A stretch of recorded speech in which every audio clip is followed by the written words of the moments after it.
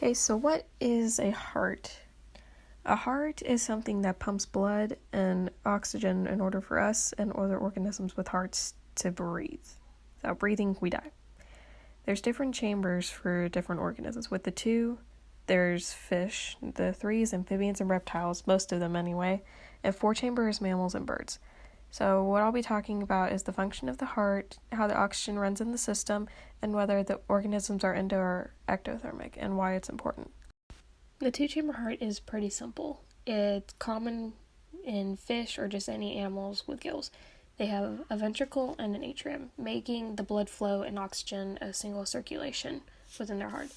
And within it, there has to be balance. So the pressure with the blood inside the gills needs to be maintained. Without any balance, there's poor blood flow and they die quicker. They have a capacitor, that helps the blood flow within the gills, and the sinus venosus, which is where blood's collected that delivers to the atrium.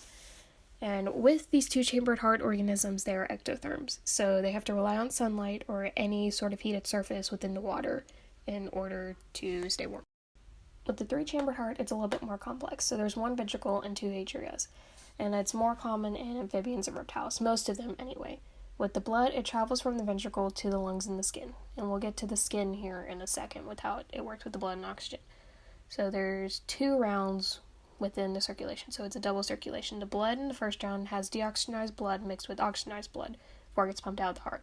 And then the second round, all the deoxygenized blood goes away, and then there's oxygenized blood within the heart that keeps the animal alive.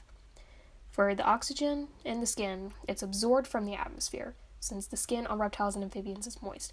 So that's how they get most of their oxygen within their heart. And they are ectotherms, so they live around or in the water, and they have to rely on heated surface or the sun. Alright, the four-chambered heart is the last one we're going to talk about. So they have two atriums and two ventricles, and by they, I mean the mammals and birds. So they have what is a two-loop system, or which was stated in the three-chambered heart, a double circulation. So to get their oxygenized blood through their system and to keep their heart beating, the poor oxygenized blood goes to the right atrium and travels to the right ventricle, then to the lungs. And then the left atrium gets the oxygenized blood that comes from the lungs and pumps to the left ventricle. So in order, it's right atrium, right ventricle, lungs, left atrium, and left ventricle. And since they need a ton of oxygen due to their large metabolism, needing all the energy and to staying warm, they are endotherms. Now I'm going to sum everything up right here. So even though there's a two-chambered, a three-chambered, or a four-chambered heart, fitting with the different organisms to maintain the different oxygen levels and blood flow with their hearts, with the environment, whether they have the same amount of loops for circulations or just one, they all have different amount of ventricles and atriums to keep their heart going. And even if they're endotherms or ectotherms, they have a common goal. And again, that's to keep the heart beating within the environment that they live in. That's pretty much it.